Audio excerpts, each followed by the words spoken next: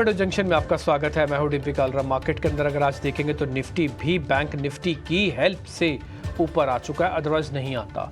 आज आईटी का प्रेशर इतना ज़ोरदार है कि आज निफ्टी ऊपर ही नहीं आ सकता था, लेकिन फिर भी क्योंकि बैंक निफ्टी में आज एक्स्ट्रा ऑर्डिनरी तेज़ी है जस्ट इवेंट से पहले। और जैसे मैंने कहा कि इवेंट से पहले कई बार फील होता है आपको डाटा देख के कि हम धीरे धीरे इवेंट को डिस्काउंट कर रहे हैं। निफ्टी और बैंक निफ्टी में दोनों की जो आज तेज़ी है, निफ्टी का तो खैर ऑल टाइम हाई लग गया और उसने पहले से डिस्काउंट कर रखा है, ठीक, ये सारी चीज़ें। बट बैंक निफ्टी का सीधा इम्पैक्ट है इस ब्याज दरों से, जो फेड फैसला करेगा आज रात को कि वो 1/4% काट रहा है कि आधा % काट रहा है। मार्केट में ये चर्चा ज़्यादा बात नहीं हो रही है कि वो नहीं काटेगा, तो नहीं काटने वाली कंडीशन पे ही मार्केट को एक जोर का झटका लगेगा। अदरवाइज काटने वाली कंडीशंस पे मार्केट में तेज़ी बहुत ज़्यादा आ जाएगी। इस पे कैलकुलेशन बैठानी पड़ेंगी। कैसे? 0.25% अगर 1/4% की कटौती होती है ब्याज दरों में यूएस में, तो इंडियन मार्केट के लिए एक मैसेज है कि शायद यहाँ पे भी 0.25% की ही कटौती हो, ठीक है। उसमें स्टांस में थोड़ा कॉशियसनेस दिखेगा आपको। उसका इम्पैक्ट मार्केट पे पॉजिटिव नेगेटिव कुछ नहीं होगा, मार्केट उसको पहले से ही आज तक में डिस्काउंट कर देगा। ये निफ्टी और बैंक निफ्टी का डाटा सब कुछ शो कर रहा है आपके सामने, और इंडिया विक्स भी कर रहा है शो। 3% बढ़ गया है वो। अगर आधा % होता है तो अभी भी स्पेस बाकी रह जाएगी। ये अगर आधे % की कटौती होती है तो आधे % की कटौती का सबसे ज़्यादा इम्पैक्ट बैंकिंग स्टॉक्स पर आ सकता है, हाउसिंग फाइनेंस कंपनीज पर आ सकता है, ऑटो पे आ सकता है, ठीक, रियल एस्टेट पे आ सकता है। क्योंकि हमारे देश में जब दरें काटेगा वो आरबीआई काटेगा, बट पिक्चर ड्रॉ हो जाएगी कि देखो विश्व की सबसे बड़ी अर्थव्यवस्था ने ब्याज दरें काटी हैं तो आप भी काटिए। तो इन्फ्लेशन ऑलरेडी हम कंट्रोल करके बैठे हैं, बट हमारे यहाँ पे जब होगा तब होगा। फिलहाल एक राउंड की तेज़ी मार्केट को आधे % की कटौती के साथ होगी, थोड़ी सी और। ऑलरेडी आप ऐसे समझ लो कि 53,000 तक या 53,200-250 तक मैक्स टू मैक्स, है ना। अगर आज फ्यूचर्स आप चेक कर रहे हैं, स्पॉट चेक कर रहे हैं, तो जो प्रीमियम हुआ करता रहा करीब 100 पॉइंट का, वो थोड़ा सा कम हो गया, ख़त्म हो गया है। बहुत सारी चीज़ें ऐसी इंडिकेट कर रही हैं कि मार्केट में ये एक इवेंट लेस जैसा हो जाएगा। आप ऑलरेडी ऑल टाइम हाई थे, 50 पॉइंट जोड़ना, 50 पॉइंट घटाना, मार्केट में सिर्फ एक लेवल्स का गेम है, इसके अलावा कुछ नहीं है। और एक और बात, कोई ज़रूरी नहीं है कि आज जो 12 बजे के हम लेवल्स देख के जा रहे हैं ये क्लोजिंग के भी वही लेवल्स हों। हो सकता है क्लोजिंग में आपको थोड़े अलग लेवल्स देखने को मिले। इसलिए अपने माइंड को आप ना थर्ड अपॉर्चुनिटी के लिए भी प्रिपेयर कर रखना। गिरना बढ़ना तो होता ही है, थर्ड अपॉर्चुनिटी होती है कि ये जो इवेंट है ये इवेंट लेस भी हो सकता है। आपको कोई पता भी नहीं चलेगा कि आया और कब कब में चला गया। कई बार क्या होती है, बड़ी बातें होती हैं लेकिन बाद में होता कुछ भी नहीं है। कुछ फीलिंग ऑफ अ डाटा, जो मैं डाटा को रीड कर रहा हूँ मेरे को तो वैसा ही फील हो रहा है। मैंने सुबह भी आपके सामने बात रखी थी, क्योंकि जो मार्केट को करना है ना वो ऑलरेडी वो अपने दम पर पहले ही कर रहा है और बहुत फास्ट डिस्काउंट कर रहा है। इतना फास्ट डिस्काउंटिंग होनी नहीं चाहिए। शॉर्ट्स को कैसे कवर करोगे? सिस्टम में तो शॉर्ट्स पहले निकल गए, आपने पहले ही कवर कर दिए। लॉन्ग आप आओगे नहीं, क्योंकि लॉन्ग आते समय आपको बड़ा ट्रिगर चाहिए, यानी कि आधे % का ट्रिगर चाहिए।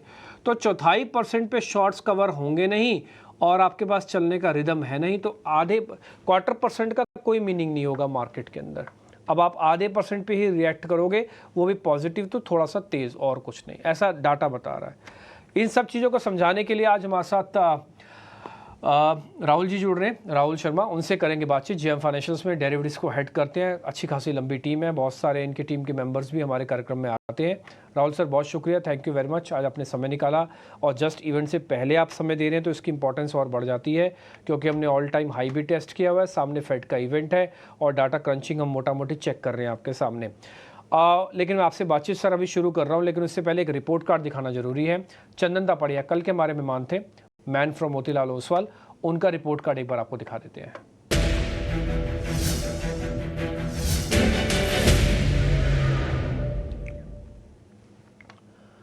कल बजाज ऑटो के बारे में जिक्र हुआ था, तो हमने बजाज ऑटो का वो कोई ऑप्शंस दे नहीं रहे थे, तो हमने उनसे एक ऑप्शन ले लिया था, आपको ध्यान है याद में चलते चलते।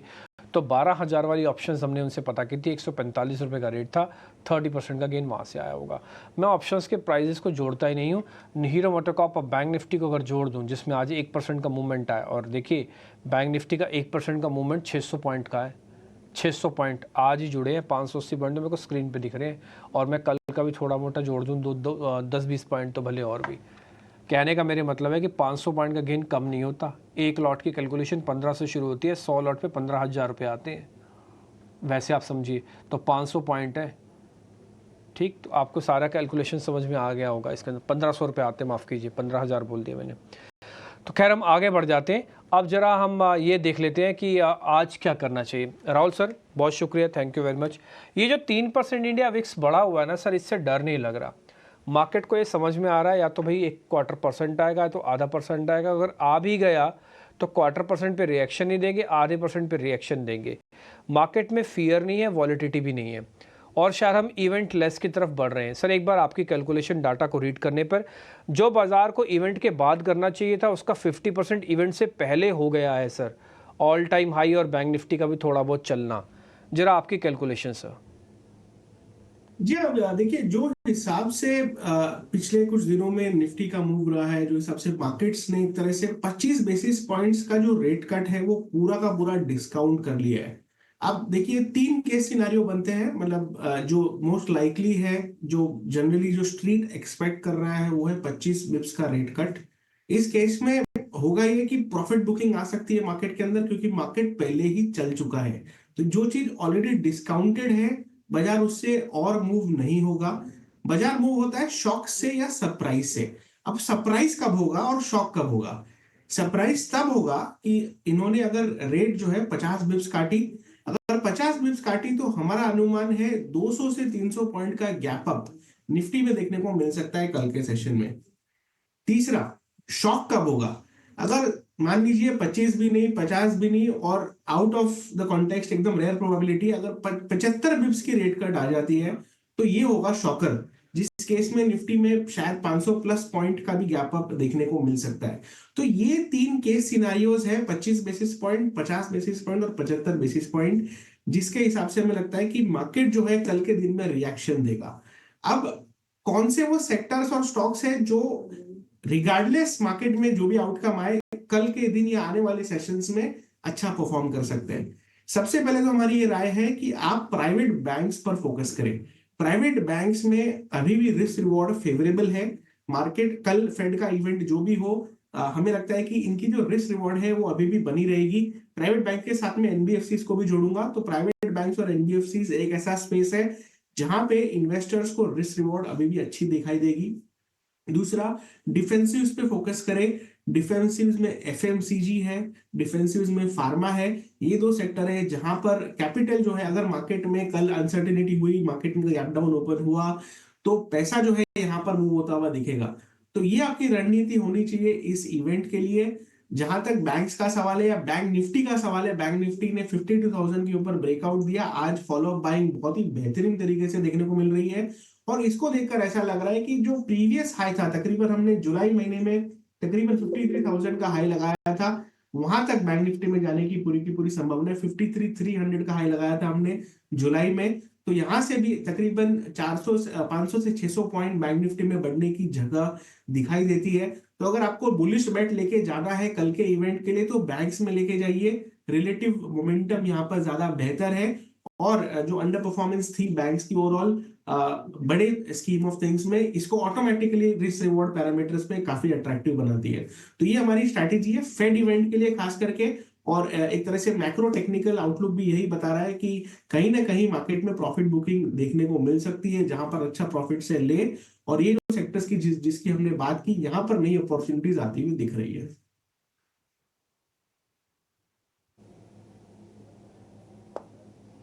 ठीक है राहुल सर, आपने सारी चीज़ें बहुत अच्छे से कनेक्ट करके सब कुछ बता भी दिया। मैं एक बार रिपीट करूंगा, लेकिन उससे पहले मेरे को एक बार ज़रा स्टॉप लॉस दे दो। मैंने वो बैंक निफ्टी के जुलाई वाले लेवल्स आपके 53,300 को नोटिस कर लिया एज एन टारगेट। अब मेरे को ज़रा इसका एसएल दे दो, थोड़ा चला हुआ है बैंक निफ्टी, इसलिए थोड़ा कैलकुलेट करके देना। उसके बाद मैं सारे पॉइंट जो आपने बोले वो सिस्टमेटिक तरीके से बताऊंगा भी।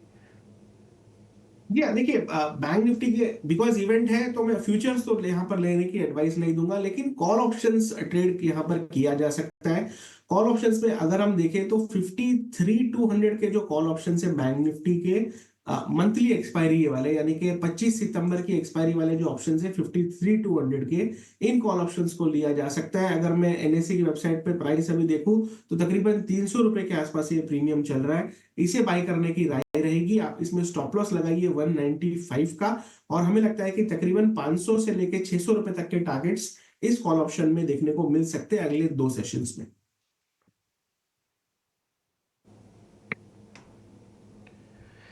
ठीक है, 53,200 की कॉल के साथ आप एक्सपेरिमेंट कर सकते हो। जिनके पास बैंक निफ्टी है ऑलरेडी, अगर वो ट्रेलिंग स्टॉप लॉस लगाना चाहें तो उनकी मर्जी है। 52,000 आ चुका है, 52,800 के तो फ्यूचर्स चल रहे हैं। ठीक है, अगर आप ट्रेड देखना चाहें तो अगर आपको वैसे स्टॉप लॉस लगाना है तो 52,500 के भी स्टॉप लॉस के साथ कैरी कर सकते हो। आपको याद होगा हमने तो आपको 50-500 पे भी प्लस करवाया था माल, 2-3 लॉट सर हमने कार्यक्रम में करवाया था। अभी तक हम उसको कैरी भी करवा रहे थे, लेकिन आपकी बात सुन के लगता है कि अभी भी गुंजाइश बाकी है। आपको ट्रेल कर लेना चाहिए, पूर्ण प्रॉफिट कमा के लाओ, बिल्कुल बॉटम पे पकड़ो और ऊपर पे निकलो। एक चीज़ आपने सर बहुत अच्छी बताई है कि अगर एक 1/4% से ज़्यादा हुआ तो मार्केट रिएक्शन देगा, 1/4% को डिस्काउंट करके चलना। ये चीज़ अच्छे से मन में आप डाल लीजिएगा। 0.50 पे थोड़ा पॉजिटिव और 0.75 पे बहुत पॉजिटिव मिलेगा। पॉजिटिव कंडीशन में बैंक्स और एनबीएफसी हैं। डिफेंसिव होना चाहते हैं, प्रॉफिट बुकिंग आएगी तो सेम पैसा लिक्विडिटी के तौर पर रहेगा तो सही, बट वो डिफेंसिव काउंटर्स में शिफ्ट हो जाएगा। कौन से 2 डिफेंसिव हैं? फार्मास्यूटिकल और एफएमसीजी। इस पे आप थोड़ा सा ध्यान रखिएगा। बैंक निफ्टी के अंदर पोजीशंस को काटिएगा नहीं, या तो ट्रेलिंग स्टॉप लॉस लगाइए। नए वालों के लिए हमने ऑप्शंस प्रिपेयर कर दिए आपके लिए। 53,200 की कॉल, ये सीरीज़ के लास्ट वाली, हफ्ते वाली में मत जाना। ये 25 तारीख की डेरिवेटिव एक्सपायरी वाली सीरीज़ है। 200-300 का भाव चल रहा है, 195 का स्टॉप लगेगा, 500 का टारगेट है। सबके लिए सब कुछ बना दिया, सब कुछ प्रिपेयर कर दिया, आसान भाषा में आपके सामने रख दिया। अब हम आ जाते हैं थोड़ा कार्यक्रम में आगे बढ़ते हुए शेयर्स की तरफ। तो ताज़ा खरीदारी वाले शेयर, फ्रेश लॉन्ग पोजीशंस कहाँ पे बन रही हैं, चेक करवाते हैं राहुल जी से।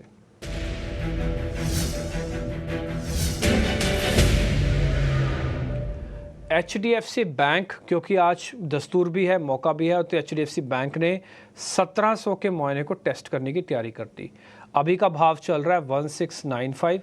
1600 बचाने की जितना हिम्मत इसने दिखाई, 1700 लाने में लेट तो हुआ लेकिन देर सवेर ले ही आया। अब क्या और ऊपर जाएगा? सर से ज़रा आइडिया ले लेते हैं। ऑलरेडी सर प्राइवेट बैंक पे काफ़ी बुलिश भी हैं। दूसरा डालमिया भारत, ये भी 0.5% ऊपर है। सीमेंट हालांकि फ्लेवर नहीं है इस समय मार्केट का, बट आज कुछ लॉन्ग पोजीशंस बनी हैं, इसलिए पूछ लेते हैं। राहुल सर, दोनों शेयर्स जरा चेक कर लीजिए। दोनों में से स्वाभाविक है कि बैंक्स हमें यहाँ पर ज्यादा पसंद आ रहे हैं। एचडीएफसी बैंक में मूवमेंट जो है दबा हुआ रहता है, बाकी बैंक से कंपैरिजन मोमेंटम इसमें लैकिंग रहता है। बट बिकॉज इवेंट है, प्लस बैंक निफ्टी ने भी ब्रेकआउट दिया है, तो यहाँ पर गैप फिल होने की पूरी संभावना है। अगर डेली चार्ट्स अगर हम देखें तो एचडीएफसी बैंक में डेली चार्ट्स पर एक गैप फिलिंग एक्टिविटी होती है 1725 पे। सो 1725 तक के लिए बायस पॉजिटिव है एचडीएफसी बैंक में। 1725 अगर निकल जाता है तो 1760-70 के भी लेवल्स आते हुए दिख सकते हैं एचडीएफसी बैंक के अंदर। लेकिन जैसे मैंने कहा कि थोड़ा एचडीएफसी बैंक को ट्रेड करना ट्रिकी होता है, मूवमेंट बहुत स्लो देता है कंपैरिजन में। इनफैक्ट आज का जो हमारा हाई कन्विक्शन आइडिया है वो प्राइवेट बैंक से ही है। समय आने पर उसको डिस्कस करूंगा मैं। लेकिन एचडीएफसी बैंक में अगर आपके पास पोजीशंस है तो स्टॉप लॉस ट्रेल कर ले, 1680 पे ट्रेलिंग स्टॉप लॉस रहेगा। 1725 का पहला लक्ष्य, 1725 अगर सक्सेसफुली निकल जाता है तो 1760 तक के लेवल भी एचडीएफसी बैंक में देखने को मिल सकते हैं।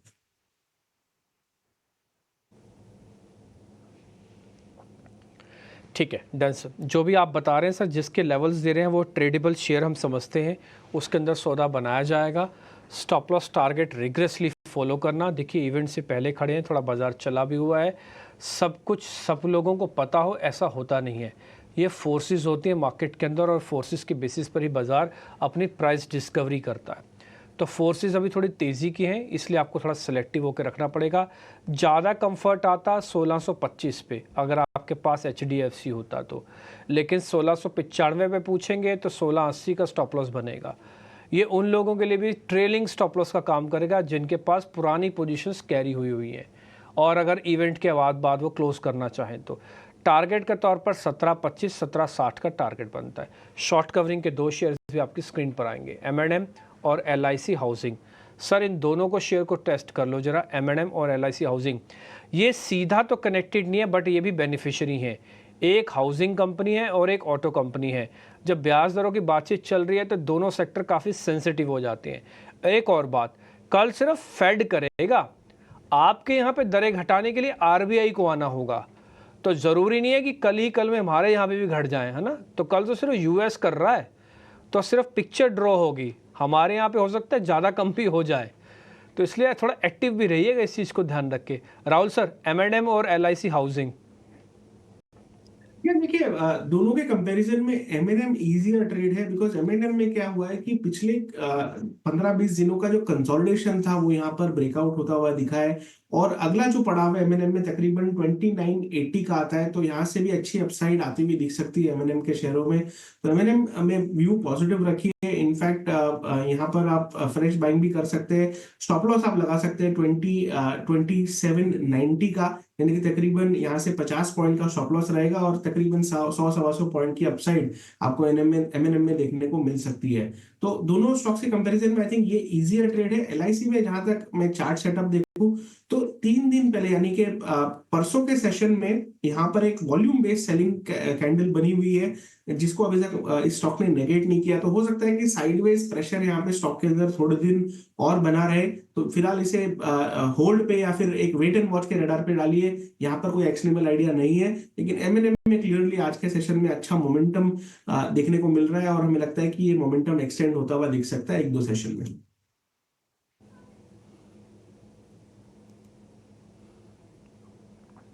ठीक है, डन सर। तो M&M पे आपके रिकमेंडेशन आगे 2980 का टारगेट है, 2790 का एक स्टॉप लॉस भी है। तो आप सिलेक्टिव शेयर्स के साथ ट्रेड कर सकते हैं। वही सिलेक्टिव शेयर्स जिसका स्टॉप लॉस टारगेट आपको मिल रहा है, यही ट्रेडेबल शेयर है। डिस्कशन का पार्ट में बहुत कुछ हो सकता है कि आज IT वाले शेयर्स के अंदर गिरावट देखने को मिल रही है। इसकी पूरी डिस्क्रिप्शन, इसकी पूरी जानकारी तो मैं आपके सामने रखूंगा ही रखूंगा, लेकिन पहले एक बार जरा मैं शेयर भी चेक कर लूँ कि शॉर्ट वाले में भी कोई IT कंपनी है क्या। एक बार दिखाइए जरा स्क्रीन पर। तो ताज़ा बिकवाली में आपको इन्फोसिस का शेयर दिख रहा होगा 2.8% के आसपास। 2.5% इन्फोसिस का टूटना बड़ी बात है, ठीक। लेकिन पहले एक काम करते हैं, राहुल जी से इन दोनों शेयर्स के बारे में एक टेक लें। IT के अंदर जो गिरावट आई है, आज करीब 3% इंडेक्स टूटा है, वजह क्या बताने के लिए मेरे सहयोगी शरद जुड़ रहे हैं। शरद जरा जल्दी से बता दीजिए आप। जी बिल्कुल, निफ्टी IT इंडेक्स की बात करें तो 3% की गिरावट आई है, सबसे बड़ी फॉल एक महीने में देखने मिली है। लेकिन इसके कारण क्या है ये बताता हूं मैं। सबसे पहले ऑफ कोर्स एसेंचर की अपडेट आई थी, वहां पे जो है हम देखा था कि थोड़ी डिले हुई थी बल्क प्रमोशन से। फेड दरों की जो कि कम कटौती के अनुमान का भी दबाव देखने मिल रहा है। एक्सपेक्टेशंस 50 बेसिस पॉइंट्स की थी, अगर 20 बेसिस पॉइंट्स आया तब थोड़ी IT में प्रेशर आ सकती है। ग्लोबल स्लो डाउन की भी चिंता है, इस पे भी ओवरऑल जो है अनसर्टेनिटी देखने मिल रहा है। इसके अलावा मैं डिस्क्रिशनरी स्पेंड्स होती है उसके बारे में बताऊंगा, जहां पे एक अनिश्चितता देखने मिल रही है, और स्ट्रीट एक्सपेक्ट कर रहा है कि जो सेकंड क्वार्टर होता है IT कंपनीज के लिए इस बार वीक देखने मिल सकता है। अगर वैल्यूएशंस की बात करें तो अभी भी टुवर्ड्स द हायर साइड जो है वैल्यूएशंस की अब देखने मिल सकती है। और अगर हम देखें FY26 की पी आंकड़ों के बारे में तो TCS 27 टाइम्स पे है, HCL टेक 24 टाइम्स पे है, विप्रो जो है 20 के नीचे है। हालांकि LTI, Mindtree, Infosys, Tech Mahindra ये हायर साइड अपने वैल्यूएशंस पे है, अगर अपने 5 साल के एवरेज लेवल्स को भी देखें तो। वैल्यूएशंस के बाद आगे जाते हुए क्या कुछ पॉजिटिव देखने मिल सकता है IT सेगमेंट में, इन पॉइंट्स के बारे में मैं ज़रूर बताऊंगा। सबसे पहले जो सेकंड हाफ है वहाँ पे स्ट्रीट एक्सपेक्ट कर रहा है एक रिकवरी देखने मिल सकता है। जेन AI जो आर्टिफिशियल इंटेलिजेंस होती है उस पे एक अपॉर्चुनिटी आ रहा है, और उसके कारण भी बहुत पॉजिटिव न्यूज़ फ्लोज IT कंपनियों की तरफ से बीच बीच में आते रहता है। रेट कट एक्सपेक्टेशंस तो इस मीटिंग में है ही जो आज होने वाली है FMC, उसके अलावा भी और रेट कट्स देखने मिल सकता है। और याद रखिए सबसे इम्पोर्टेंट पॉइंट, एक कमज़ोर रुपए, उसके कारण जो ये बिलिंग्स करते हैं ये डॉलर में करते हैं IT कंपनीज, तो इसके लिए ये बेनिफिशियल ज़रूर हो सकता है लॉन्ग रन में। तो ये है पूरी लेखा जोखा आपका निफ्टी IT इंडेक्स पैक्स में आज क्यों गिरावट हुई है और आगे जाते हुए क्या हो सकता है।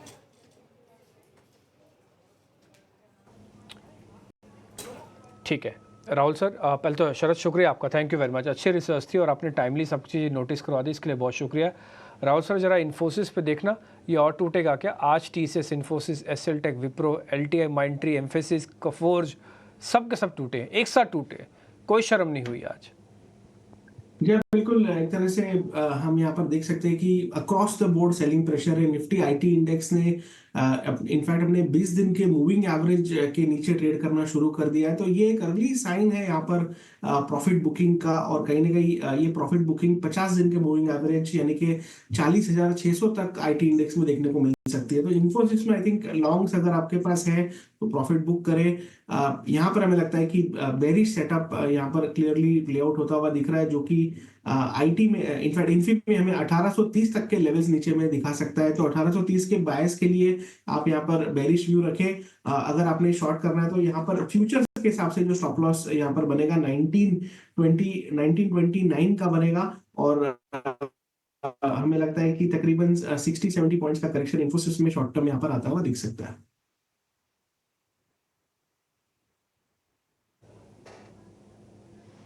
ठीक है, डन सर। सर आपके पास जो ट्रेडिंग कॉल्स एक बार पहले बता देंगे, फिर मेरे पास 2 शेयर और भी हैं, मैं अगर समय लगा तो वो पता करूंगा। पहले आपकी ट्रेडिंग कॉल्स चाहिए सर। जी हाँ, देखिए हमने प्राइवेट बैंक्स की बात की थी, उसमें से कोटक बैंक का सेटअप हमें काफी प्रॉमिसिंग लगता है। स्टॉक ने अंडर परफॉर्म किया है प्राइवेट बैंकिंग स्पेस में, लेकिन अब हमें लगता है कि स्टॉक एक तरह से निकलने को तैयार है। रिस्क रिवॉर्ड जो है वो फेवरेबल है, short term long term moving averages के ऊपर आ चुका है, और एक ब्रेकआउट 1850 पर इस स्टॉक ने आज के सेशन में देखा है। तो कोटक बैंक को पोजिशनल तरीके से बाय कीजिए। हमें लगता है कि तकरीबन 1950 तक के लक्ष्य आपको कोटक बैंक में देखने को मिल सकते हैं आने वाले 8 से 10 सेशन में, और 1800 का स्टॉप लॉस रहेगा लॉन्ग पोजीशंस के लिए। दूसरा जो स्टॉक है जो बेहतरीन लग रहा है लार्ज कैप निफ्टी 50 स्टॉक है एल एन टी का सेटअप काफी बढ़िया है। पिछले 3 सेशन से यहाँ पर एक अच्छी बाइंग देखने को मिली है, और इनफैक्ट जो सितंबर अर्ली सितंबर का जो हाई था वो स्टॉक ने निकाला है, और अगला जो पड़ाव यहाँ पर एल एन टी में आता हुआ दिख रहा है तकरीबन 3850 का दिख रहा है। तो एल एन टी को यहाँ पर 100-125 पॉइंट की तेजी के लिए बाय किया जा सकता है। 3675 का स्टॉप लॉस रहेगा। दोनों के दोनों बाय है, एल एन टी और कोटक महिंद्रा बैंक।